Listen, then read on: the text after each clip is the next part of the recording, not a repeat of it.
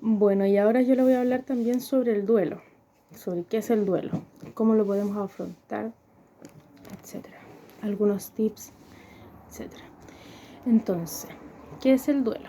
Podemos decir que el duelo es una respuesta normal y natural hacia la pérdida humana o separación de algo, alguien de uno. Entonces es algo personal y único que cada persona lo experimenta a su modo y a su manera. Sin embargo, se producen reacciones humanas muy comunes. Entonces, ¿por qué es importante trabajar del duelo en el equipo de salud? Con los del equipo de salud, con algún profesional de salud, etcétera. El personal de la salud frecuentemente está inmerso en situaciones o escenarios de impacto emocional, como por ejemplo la pérdida de un paciente, enterarse de la situación irreparables, encontrar la forma de comunicárselo a los seres queridos, buscar la manera de cómo comunicárselo. Entonces, las reacciones que pueden desencadenar esta vivienda o en forma de asumirlas se considera como el famoso dicho duelo.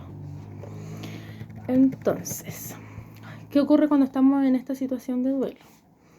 Se puede sufrir diferentes síntomas emocionales y físicos como la ansiedad, la ira, el miedo, la tristeza, la culpa, la confusión, la negación, la depresión, el choque emocional, etc.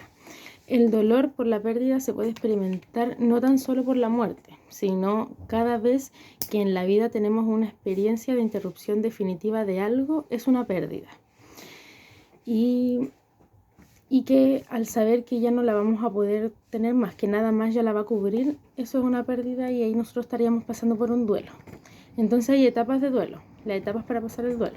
La primera es la negación, que es una de las primeras 5 etapas, que esta nos ayuda a sobrevivir a la pérdida, que estamos en un estado de emoción y negación, al principio de todo.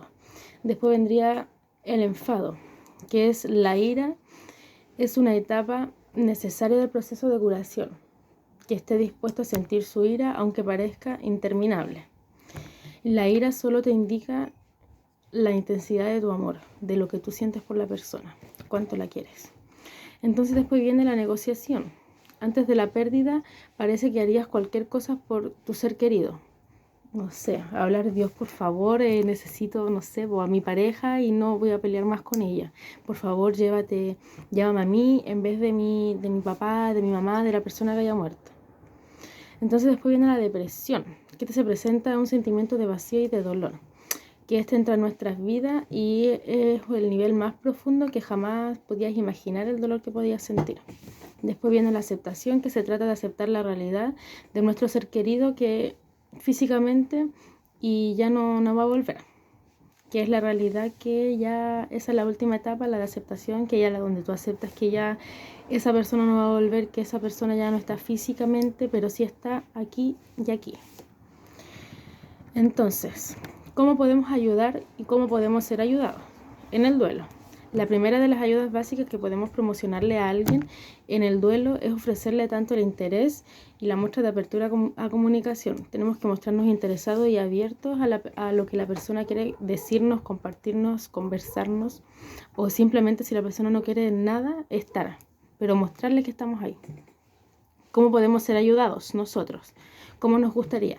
Nosotros podríamos hablar con buscar ayuda psicológica, con algún psicólogo, valga la redundancia, y para hablar acerca de la pérdida, de los recuerdos y de la persona que ha muerto.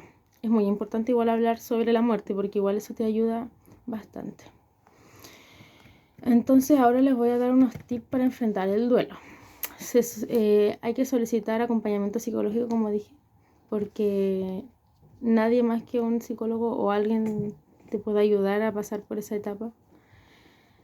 Y cabe más recalcar que es una etapa que todos podemos pasar, que todos hemos pasado, o si no lo has pasado, tú lo vas a pasar igual.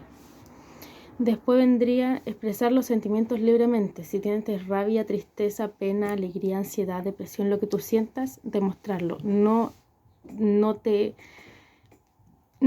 creas, no trates de demostrar que todo está bien, que te sientes bien.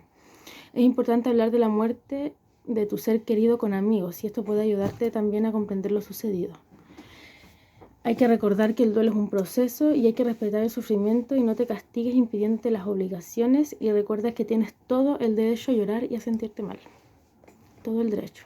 Y eso sería el último taller. Chaito. No sé.